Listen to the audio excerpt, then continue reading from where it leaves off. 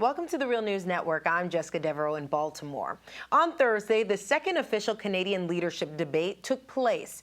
The topic, the economy. With a 7% unemployment rate, jobs and the economy are key election issues this cycle.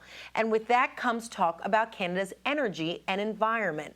According to government statistics, natural resources directly and indirectly account for almost 20% of Canada's GDP and roughly 1.8 million jobs. So we wanted to frame this discussion around Canada's future energy policy and how it will ultimately impact everyday people. Let's now welcome our panel. Nora Loreto is the author of the book From Demonized to Organized, Building the New Union Movement. And also joining us is Dimitri Lascaris. Dimitri is a partner with the Canadian law firm of Siskins. He's also a board member for the Real News Network, and he's running to become a member of Parliament for London West riding as a member of the Green Party. Thank you both for joining us. Thank you. Thank you. So we should mention before we get into this discussion that we reached out to candidates and representatives from all three leading parties, but they politely declined to participate in today's discussion. But we have this amazing panel. So let's start off and just kick things off, Nora, and get us up to speed. Let's talk about what each candidate represents in terms of interest and what is their specific platform when it comes to the energy sector. We've always believed that the best way to ensure a reduction in greenhouse gases is with what's called a cap and trade system. Actually, Canada and the United States had a very successful model of that to reduce SO2 when it was causing acid rain on our forests. It's worked before and it can work again. Great. Well, just to recap, we are halfway through the longest election campaign in modern Canadian history. And so some viewers might be surprised to find out that in Canada, election campaigns tend to only be 6 weeks long. This one is 11 weeks long. So we're definitely getting into a fatigued state of Canadian politics right now. And last night was the second election debate that was televised among the three leaders. The fourth main party leader, Elizabeth May, was not there. She's with the Green Party. And so it was really a debate between the three men who are at the head of the three parties that are vying to be government, and each of them actually have a reasonable shot at forming government, which is also quite historic.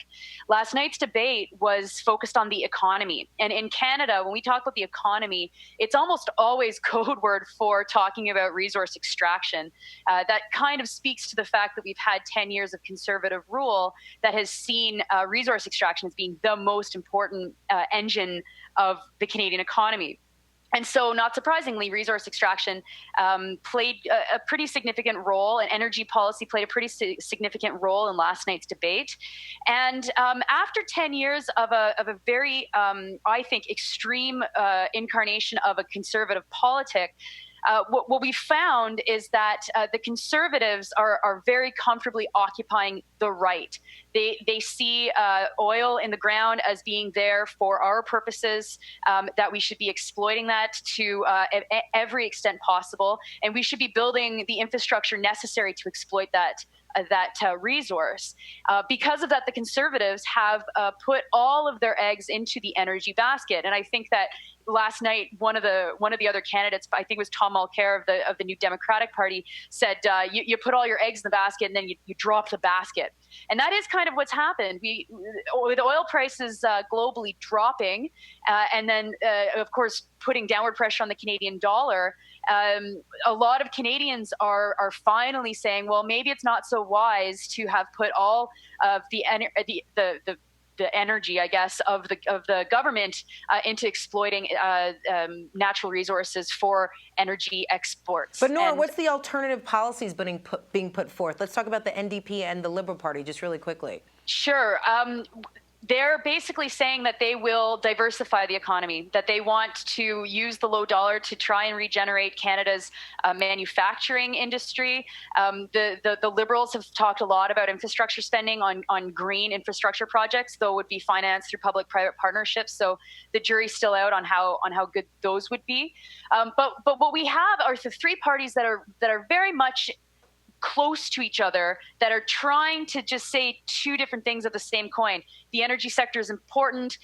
For the Conservatives, it means going full tilt into exploiting natural resources and reducing regulations and other barriers to that exploitation. And then you have the Liberals and the NDP saying, well, hold on, we need to diversify. We need to make sure that there are regulations in place to protect the environment, and that we need to stop looking at industry as being somehow oppositional to the environment. Dimitri, you're representing the Green Party. You guys have put up your own alternative platform. As Nora mentioned, you were not invited to participate in Thursday night's debate, the Green Party, I should say, Elizabeth May. So talk about the Green Party's platform, and how does it differ from the NDP, for example? The scientific reality we're confronting is that the vast majority of the oil must be left in the ground. The evidence is in, and that's simply the fact, and we have to deal with that fact if we're going to avoid catastrophic climate change. And the tar sands are a particularly emissions-intensive way of extracting oil from the ground. So if we're going to shut down sources of oil that are causing or potentially causing catastrophic climate change, this is one of the first places we're going to have to look. The Green Party platform explicitly acknowledges this reality, and we oppose expansion of the tar sands industry. All three of the major parties favor expansion of the tar sands industry. And what I found most remarkable about the campaign, the early stages of the campaign, is that a star candidate for the NDP in Toronto, whose name is Linda McQuaig, and I have a lot of respect for Linda McQuaig, on national television actually had the courage to acknowledge the scientific reality and said that there are experts who have come to the conclusion that we have to leave the majority of the oil in the ground. And what did Tom Mulcair, the supposed progressive, do? He threw her under the bus. And the leadership of the party, the NDP, historically the Social Democratic Party of Canada, issued a statement that her comments did not reflect the NDP party platform, which is tantamount to saying that the NDP party platform does not incorporate science.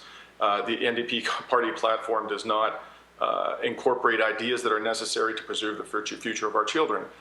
So in any event, all three of the parties are of the same mind when it comes to expansion of the tar sands industry, and this is reflected in their attitude towards pipelines, which are intended ultimately to facilitate the expansion of the industry. There are four major projects on the table. There are two that would lead from Alberta to the west coast of Canada and create great risk for the coastline, the pristine coastline of British Columbia. One is the Trans Mountain pipeline, and another one is the Northern Gateway.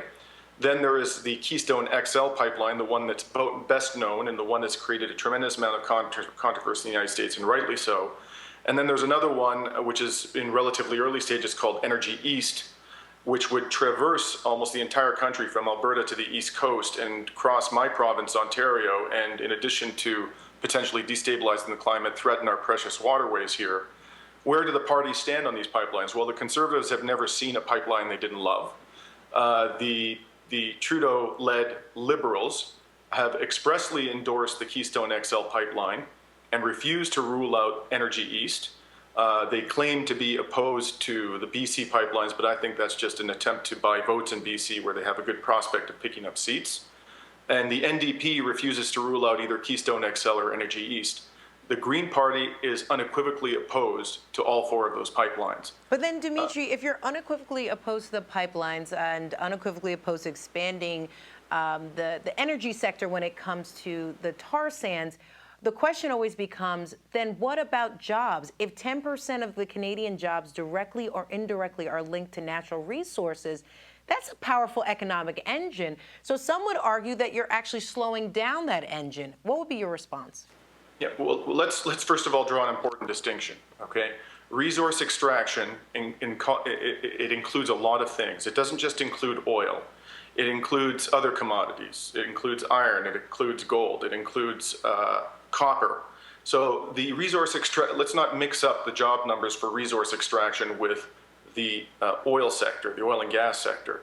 The oil and gas sector, the tar sand sector, actually contributes 2% of GDP, and a study came out this summer which showed that it actually employs fewer people directly than the renewable energy sector, which includes hydro in Canada. Of course, there's a lot of hydro energy in this country. There were 24,700 jobs encompassed within the renewable energy sector directly, including hydro, and there were somewhat less than 23,000 jobs directly created by the tar sands industry. Okay, so we're not talking about that many jobs, relatively speaking, when we're focused on oil and gas.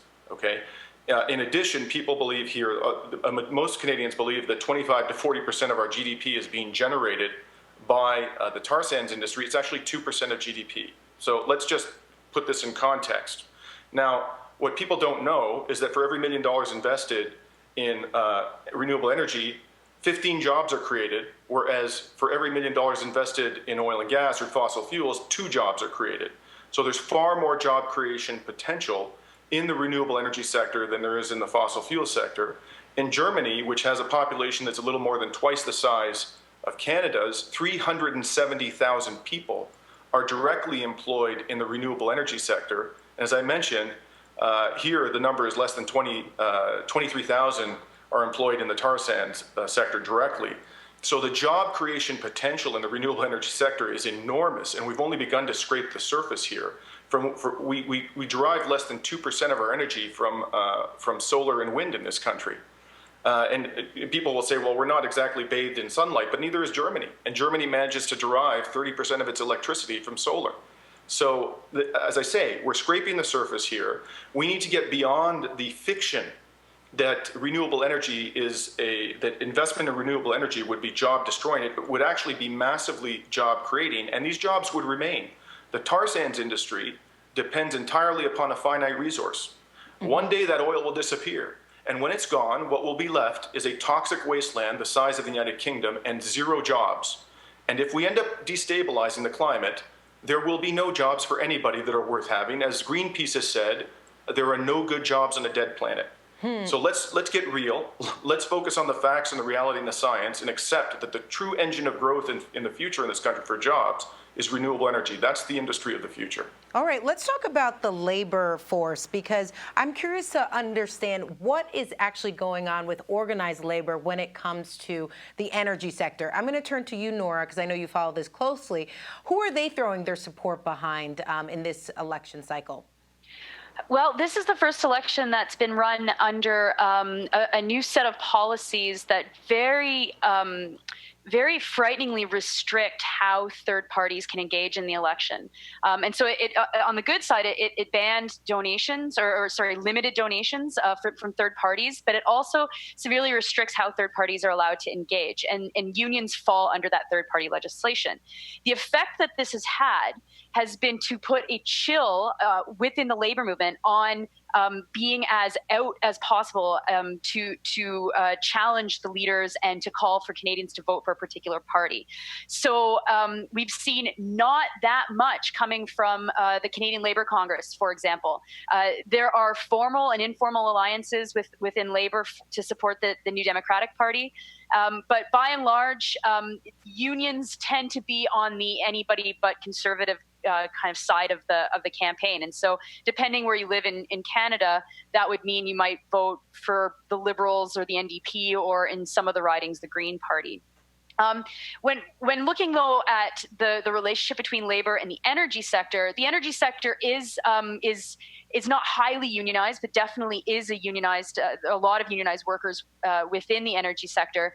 And the big union that represents them, Unifor, has done some good work to try and look at the alternatives to simply saying, no, we need to have resource extractive jobs because those are good jobs because they can be unionized jobs. But this is not something that the leaders are saying. Part of the problem with this election is it is so void of the actual issues that Canadians are facing, and it is being waged in a very narrow way. And I think Dimitri spoke to a little bit of this when pleading to talk about the facts on the environment. We have 3 party leaders who are 2 of them who are trying to take the path of least resistance to getting elected, and the third, Stephen Harper, who's speaking as much as possible to his base, the kind of people who will be turned on by xenophobic, anti-immigrant or anti-refugee narratives that he's conjuring up with his new strategist Linton Crosby from Australia. And so the real challenge for unions is to figure out how to intervene in this election, and they really haven't figured that out in a fundamental way. And that's a huge problem, because for the entire discussion last night during the debate, workers were almost not mentioned at all. They were either mentioned in an individual way when talking about expanding the Canada Pension Plan, which is a payment that all workers make at the source of their income, and then talking about things that will help workers, like a national childcare strategy. But when we're talking about workers themselves, there were 9 workers who were killed in November in Alberta in the tar patch. And that receives so little attention that it's clear that the Conservative Party, and to some extent as well Canada's national media, that deaths as a result of working accidents within the oil sands are just par for the course. And it's just another thing that we have to accept if we're going to have a strong economy, which of course I totally reject. And it's a statement as to just how far to the right Canadian political discourse has slid. Dimitri, how does your party then plan on actually attracting these workers to the Green Party and getting them to be part of the conversation when it comes to the economy? First of all, we have to explode the myth that job creation, the potential of job creation, lies in the fossil fuel sector, as opposed to the renewable energy sector. But there's another, I think, extraordinarily important issue that we as Greens have a responsibility, all politicians in this country have a responsibility to talk about, particularly when it comes to organized labor, and that is these disastrous democracy-destroying trade agreements. And I want to focus in particular on the Trans-Pacific Partnership. This agreement and others that are currently under negotiation contain investor-state dispute resolution mechanisms that will eviscerate the sovereignty of this country. Effectively, what they do is they give multinational corporations the ability to sue the Canadian government whenever it adopts socially, economically, environmental beneficial legislation which diminishes the profitability of the corporation.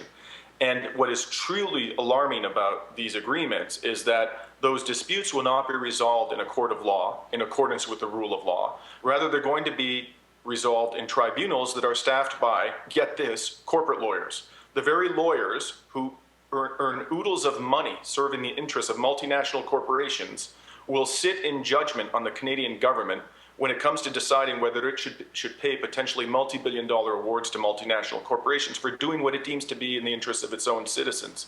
And appallingly, the NDP stated not only that it supports this agreement, Mulcair, the leader of the NDP, stated that he enthusiastically supports this agreement, and I believe that organized labor, the leaders of organized labor, are doing a profound disservice to their rank-and-file members by not bringing to the attention of the public this disastrous agreement and how it is going to have a truly negative impact on organized labor in this country. And it's time for them to realize, those who are leaders of the organized labor movement in this country, that their loyalties do not lie to the NDP or any party. Their loyalties lie to the members of the organizations of organized labor, and they have a duty to them first and foremost, and it trumps their duty to the NDP. That's a message that we as Greens have to get out. All right, Dimitri Lascaris, as well as Nora Loreto, thank you both for joining us. Thank you. Thank you. And we'll have more coverage of this election, which is supposed to be taking place on October 19th, so stay tuned.